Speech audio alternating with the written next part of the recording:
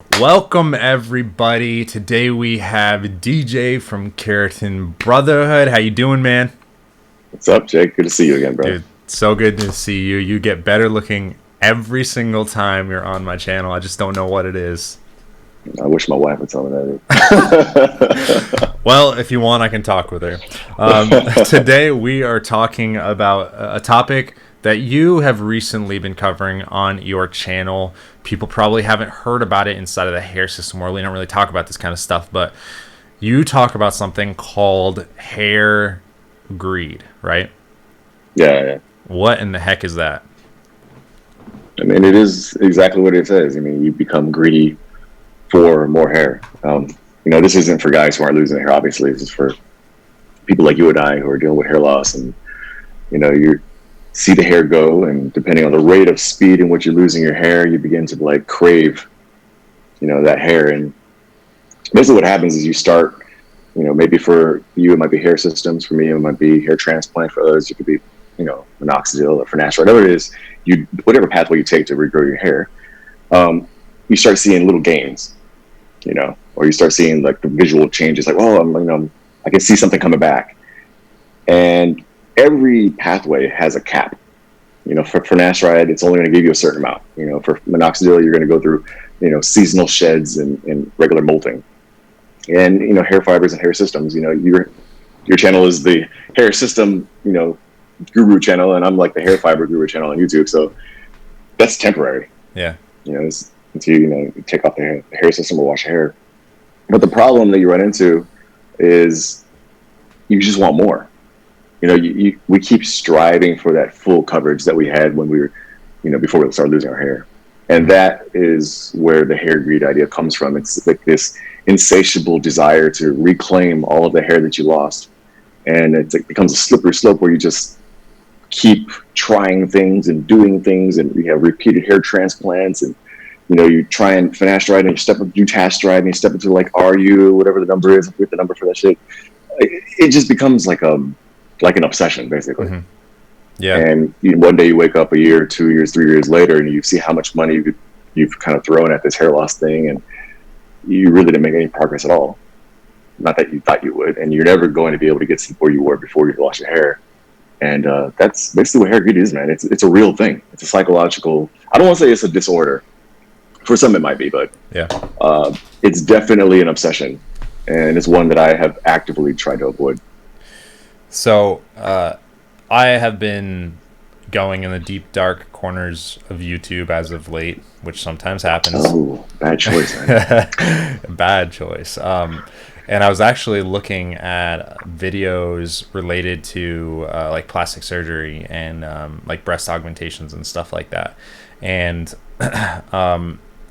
something I came across in a lot of people's content when they were discussing getting like breast surgeries is this concept of boob greed, and how It's a thing. Yeah, so I was watching that, and I was watching your content, and I was thinking to myself, I'm like, man, like this doesn't really seem isolated to one particular thing like hair or breasts or something, but this weird thing that we have with almost like, are we seeking perfection? Is that what it is? Is it to reclaim what we lost? Is it to be the best? Is it like, what is this insatiable desire, do you think? Like, well, what is that? I mean, honestly, because I've already kind of talked about it at length on my channel, I'd be curious to hear what your opinion is, because I think, like one point you just mentioned was that it's not an isolated thing. Like you said, boob greed. That's my first time hearing about it. But if I hear the word boob greed, I can automatically assume what that is. Right. But I mean, what do you think? I mean, does it seem like it's somebody striving for so-called perfection? I mean, what is perfection? Yeah, right. Perfection is potentially in the eye of the beholder. I don't know. So, I mean, I think it's, my instinct would say that it's a much deeper thing than even aesthetic, because I think that it can transfer into intangible things like money, right? Like people get just greed, if you want to call it that. I got this cool new term. It's called greed. It's where you're you're greedy about getting greedy. But it's almost like, I think it's like when we're in the pursuit of something, we almost lose sight of that which it is that we want to attain, and we just get lost in this like ravenous, like hyena like, or like piranha like craze, right? Where we totally lose focus, we totally lose perspective on things, and it's like we don't even want reality or balance anymore, but we just get it. To me, it's obsession, and obsession always leads to, I don't know if it always leads to pain, but Yeah, I can yeah. see where you're going with that. I don't know. That's hard because I mean, obviously, perfection is highly subjective. Because if you think about it, like before I lost my hair, was my hair perfect? And my answer would be no. There's a lot of things I would change about it, even just the texture of my hair. I would like to change things. So Mhm. I don't think we're striving for perfection so much as that we're trying to attain some kind of internalized image of what we think we could look like, Mm. whether it's hair or boobs, or if you guys, you got guys who take like androgen, they call it steroids and stuff, and I don't know. It's just one of those things where people have an image that they're striving for, and I think what happens is you don't set goals, you don't set a realistic endpoint, and you're just so focused on what you're doing, the path to this. I don't know it's very intangible and it's not concrete. It's very abstract of what the endpoint is, and I think the lack of an Yeah. endpoint is what really contributes to that whole Yeah. greed thing. I don't know. I So don't how really do you feel let that sensitive to any of that. does that affect you at all? The what those viewers, other people in life. I mean, does that have an effect on you, or are you pretty confident in your walk? If you had asked me that question maybe back in 2000, I don't know, pre 2013, before my hair transplant, I would be definitely bothered by the comments. Yeah. I would definitely be. It would have an influence on me. But I think these days I have such a strong psychological foundation. I'm comfortable with who I am. I'm comfortable with all of the mistakes that I've made in the past, just in life. I have a loving wife. I have a beautiful daughter. I have a budding business idea that I'm coming with. There's value in my life. I'm not rooted in just one thing. One thing doesn't, define me. Yeah. And so I think that kind of gives me immunity against a lot of the comments that I get where people are like, "Yo, that's a fucked up scar." Can I say "fuck" on your channel? I was I'll like, censor it sorry. out, man. Anyways, that's an effed up looking scar, and I'm like, or you made the biggest mistake of your life. It's like, but did I really though? Like, I'm happy, man. And circling back to the comment about hair greed, I think hair greed also stems from the idea that you just don't have a core belief. You don't have a core. There's nothing to hold on to. There's Mm. nothing to root you in something, an ideal. Hmm. And I have that, and you seem to have that as well. And I think if more guys that find something outside of losing the hair to root themselves into would reduce this whole hair greed idea. Because, like you said, it's a psychological thing. Yeah, I think that we're finding some traction here. I think that so on my channel as well, like I think the people that stick around and they watch a lot, they're really not watching because of the hair system stuff. It's because how I talk about it, right? Mm-hmm. And that's more so of like, hey, let's get better as men. Let's become a brotherhood here, and encourage each other to be better every single day. And sure, maybe like your appearance and taking care of yourself is part of it, but I think you're really right that it's really, well, obsession, right, is kind of the antithesis to balance. And if a person like yourself has value in other aspects of their life, you've got a wonderful wife, you've got a beautiful kid that's probably an asshole sometimes, but All kids, some adults. yeah, most adults know. But you have work that you find fulfilling, right? these other areas make it easier to not be obsessed in just like this one insecurity potentially, right, that a person might have, and they're trying. Maybe that's what it is. It's us trying to cover up our insecurity, and And instead of just being like okay yeah. with natural, but we just want to like toss everything at that insecurity. You bring up a really great point, man, because one of the most, I don't want to say disappointing. That's too opinionated. But one thing that I can't quite grapple with is, it's one thing to see hair loss content about how to use minoxidil, how to use the hair system, whatever, and like learn how to fight your hair loss. But it's surprising how much attention the other content doesn't get. Non-hair loss related content, like how to set goals, high priority skills, Yeah. how to talk, intelligently, how to do things that will add value outside of hair loss. Because those things, to me, and maybe to you too, I don't want to assume, but they're interconnected. You can't have one without the other, because the two of them together is what, that's where you get your independence from the whole hair loss beast. And it's just sad that people. It's just sad that a lot of my viewers shun that content and just want, give it to me. How do I regrow my hair? I'm like, guys, you're missing the bigger picture here. There's a reason why I'm able to move past my hair loss the way I have, and there's a reason why I can accept, the fact that I'm still thin on the back. It's, there's reasons why, and I'm trying to give you the tools. And this has been one of the things I struggle with as my channel has grown is I want to transition to that type of content, because if you can just find something to give, like you said, to add fulfillment to your life, the hair greed beast loses all its power. It dissipates completely. Yeah.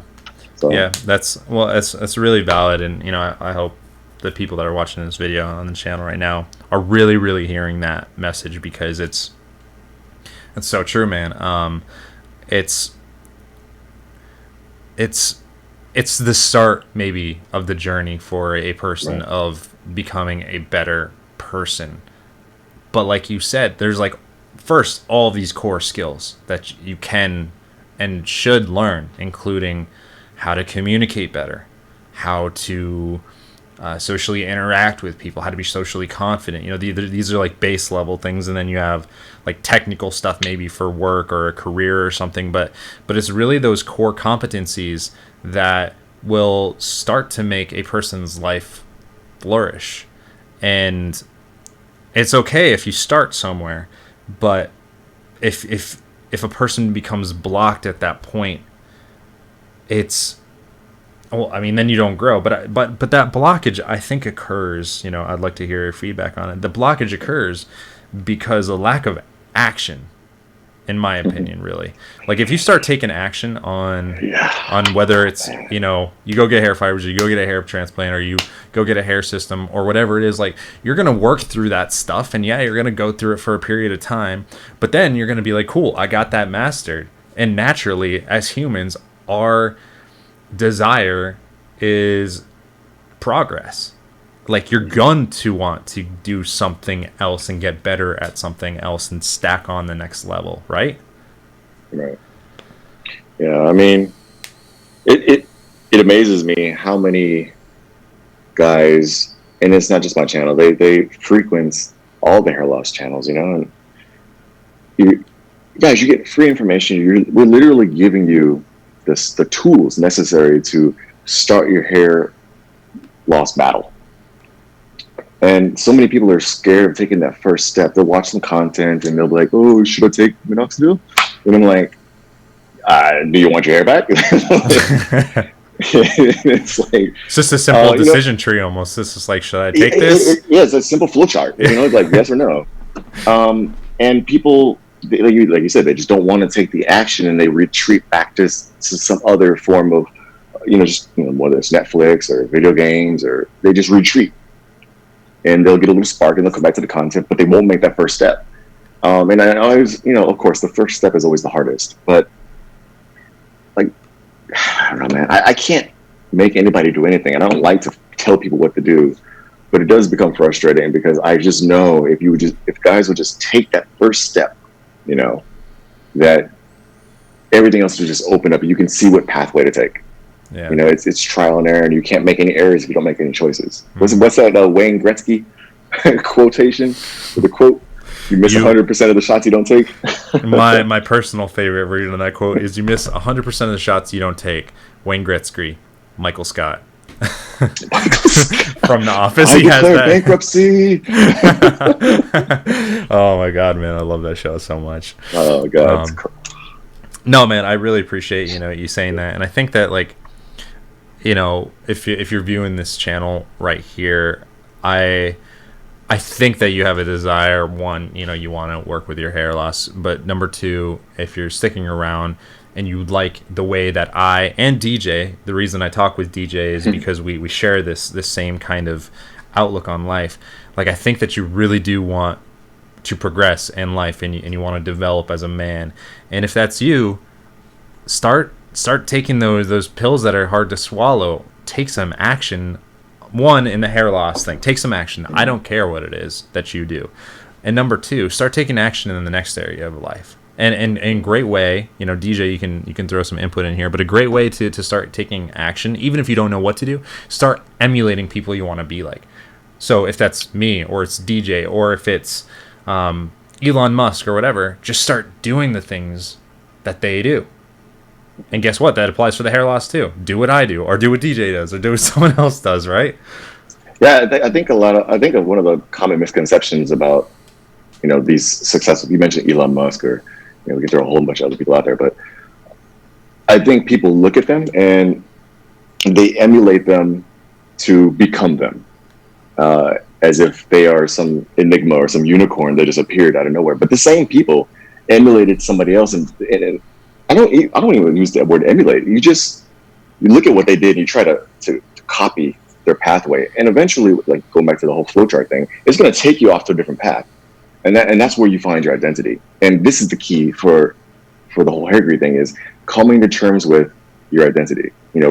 Consolidating all of the things that have changed in your life and where you are right now, and can I rebuild myself? Both with hair, the way you deal with your friends, your circle of like your social circle, your job, coming to terms with everything and solidifying your identity is key.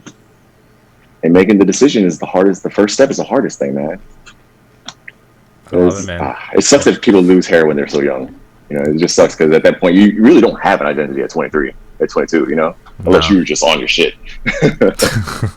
Yeah, no, it's well, I think in any time that there is like a negative, or a bad part of it, there's always a positive part of it, right? And losing Sure.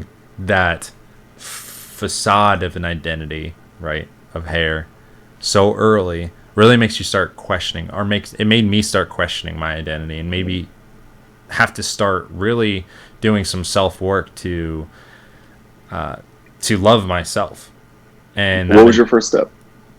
towards loving myself? Yeah. My first step towards loving myself is not going to sound.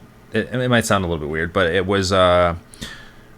So my whole journey really started because it was at the same time my hair loss. But my friend committed suicide, and I was the last person that she called, and she asked me a question that was a cry for help. Like, she was looking for me to at least help her not make that decision right there. But I missed it. Because, to be completely honest with you, I was on drugs at the moment. And the first thing I really did to start loving myself in my life was I completely separated myself from everybody that I knew, from all of the voices that were external of me. People are like, oh yeah, coronavirus, we're all in isolation. I did a self-quarantine, a self-isolation for 2 weeks, and I just read books and completely removed everyone's voice from my life. And I started to see how I had become a conglomeration of all of these people around me that I never wanted to be or be like. Right. And Yeah. so the first step of like self-love for me was actually starting to strip away the parts of others that I was wearing. And that was a long process, So It's just funny how much that parallels, what I did too, because And I'm sorry to hear about your friend's suicide, dude. Like suicide is, especially when you feel like you could have done something to, I don't want to say prevent, but at least to reach out to help. And if you miss those signals, I think a lot of us who have missed those signals, we carry around that guilt. But forgiving yourself is one of the biggest steps you can make towards, loving yourself in recovery. Yeah, I did the same thing, dude. I literally moved. Like I said in my hair loss story, I moved to South Korea, man. Like I left the fucking country. I changed my number. I created a new email, and it's like that's that's what it takes. And like you said, you just had to go to self quarantine. You'd be amazed at how much bullshit you hear from so-called friends and family who are just projecting their own insecurities onto you, and you begin to believe the propaganda and the this the negativity. It begins to seep into you, man, and you wake up one day and you've lost sight of really who you are. You're just regurgitating what other people have projected onto you. So I think that was a great move on your part. Really, was to self-isolate. It's all that I knew to do, but to also mirror your story, I wound up moving to California right after, and my life completely fell apart. I actually wound up homeless. I was working a 60-hour a week job. I was opening the 49ers, the football team stadium, back in like 2015, and my life fell apart. Like my housing, my friend went literally clinically insane and tried to kill me. And I got kicked out of my house while working 60 hours a week. So I was like living out of my car for like 6 months while doing this, and like showering at like 6 a.m. Anyways, the details don't matter, but like that rock bottom and those decisions that I started to make were, I didn't realize that I was becoming me and that I was starting to love myself. But those steps were me taking action to correct things in my life, and whether they were good, bad, or indifferent, that action has continued to build momentum in my life, and it's allowed me to start doing things that you are seeing and the viewers are seeing now. Like there's a little bit of crazy inside of every YouTuber that decides that they're going to create a channel for absolutely no money and create content every day or every other day or every like regularly to film, edit, like it's kind of a little bit insane, but that investors are insane. Anybody that creates something out of nothing, right? They're a little insane, but they have vision, and that requires self-love, because you have to know what you want to create. You have to know the world you want to build around you. So that's awesome, dude. Like you really should and I'm sure your viewers, I don't know if you told the story or not, but that whole story about hitting rock bottom and the rebound, like you really should think about putting that out there, because so many of us have or are on their way to hitting rock bottom. Some of them are there right now, and the message just resonates strongly, and just hearing it from somebody else goes a long way, because you feeling like alone in a lot of this, just not hair loss, but not just hair loss, but just life in general. Yeah. Well, I haven't talked about it before on the channel, but maybe I'll extrapolate on it. And but anyways, man, I want to thank you so much for taking the time to talk with me, my fun. Viewers here. It is always a blast. I always enjoy hearing your perspective. And any last nuggets you wanna leave for our people in this current moment? Man, just be happy, dude. The world's crazy right now. Take a trip.